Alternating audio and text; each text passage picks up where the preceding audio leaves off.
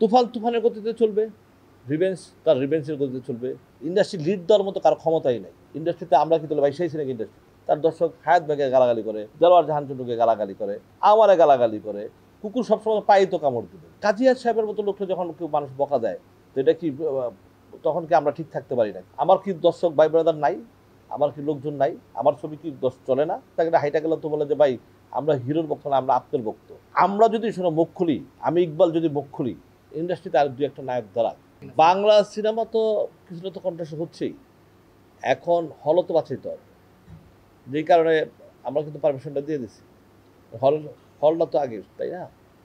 এটা নিয়ে এখন আর সামনে দেখি আমাদের সামনে নেক্সট মিটিং ছিল, গতকালকে মিটিং ছিল, গতকাল মিটিং আমি অ্যাটেন্ড করতে পারি নাই, খুব ঝামেলার ভিতরে ছিলাম। তো নেক্সট মিটিংয়ে দেখি ইনশাল্লাহ কী করা যায়।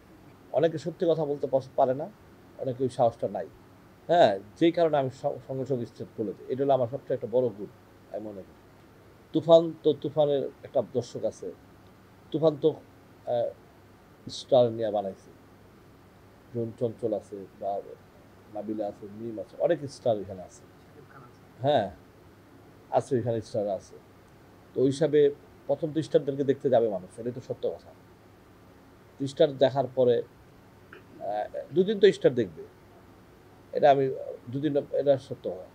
বাট তারপর আমি বলতে পারি যে রিপেন্ট ছবিটা দেখার পরে মানুষ কিন্তু ভিড়বে আমার ছবিটা দেখার জন্য। ঠিক আছে, এটা আমি মনে করি।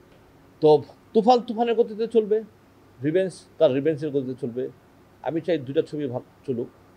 আমার রিভেঞ্জটা এই কারণে চলতে পাবলিকে দেখতে বলি, ইন্ডাস্ট্রিতে আর দু একটা নায়ক দাঁড়াক, ইন্ডাস্ট্রির ভালোর জন্য বলতেছে। এটা ইন্ডাস্ট্রিতে দুই চারটা হিরো যদি না দাঁড়ায়, তো ইন্ডাস্ট্রি তো বাঁচাতে পারবো না। যেই কারণে আপনারা দেখবেন রওশনের এইবার রওশনের অ্যাকশন, রওশনের গেট আপ, রওশনের স্টাইল কোনো দিক দিয়ে আপনার ফালা দিতে পারবেন না। দর্শক বিচার করবে, এটা বিচারটা দর্শক করবে। এবং আমি চাই মনের প্যানে ইন্ডাস্ট্রিটা উঠুক এবং দুটা ছবি মানুষ দেখুক, যেগুলো ছবি রিলিজ হচ্ছে সব দেখুক, কিন্তু বিচার তো পরে দর্শকের মতো। কারণ আপনার যখন দর্শক যখন বেড়ে আসে, তখন কিন্তু 10-12টা ক্যামেরা থাকে, ইউটিউব থাকে, সব যদি তখন কিন্তু এসে জিজ্ঞেস করে যে ছবিটা কেমন লাগলো, তখন মানুষ বিচার করবে। যদি খারাপ বানায় খারাপ বলবে, আর যদি ভালো বানায় ভালো বলবে।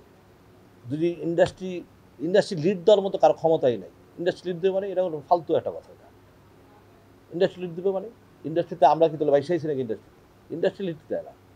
ইন্ডাস্ট্রি লিড শব্দটাই ভালো লাগে না, ঠিক আছে? অতএব হ্যাঁ, এখন সে ছবি করতেছে, তার শ্রেণী, তার একটা দর্শক আছে, তার দর্শকগুলো কি ভালো নাকি? তার দর্শক হায়াত ব্যাগে গালাগালি করে, দেলোয়ার জাহান চন্দ্রকে গালাগালি করে, আমারে গালাগালি করে, বিভিন্ন মানুষকে গালাগালি করে, তারা কি ভালো দর্শকটা? তারা তো বাপের মতো লোককে গালাগালি করে, তারা বড় ভাইদের মতো লোকদের গালাগালি, তার দর্শক ভালো লাগে। ফকিনি এগুলো টোকাই, এগুলো দর্শক দেখো, আরো অন্য অন্য মানুষের দর্শকগুলো কারা, তাই না? আমি কাজী হায়াত সাহেবের মতো লোককে যখন কেউ মানুষ বকা দেয়, তো এটা কি তখন কি আমরা ঠিক থাকতে পারি নাকি? তো দর্শক ভালো নাকি? ওগুলো বলে লাভ নেই। আমারও তো অনেকে বলে যে ভাই আমরাও দেই, তো আমি কি বলি? আমি ওই তোমরা কি বাচাল, তোমরা বলবা মানে কুকুর সবসময় পাই তো কামড় দিবে। আমার কি দর্শক ভাই ব্রাদার নাই?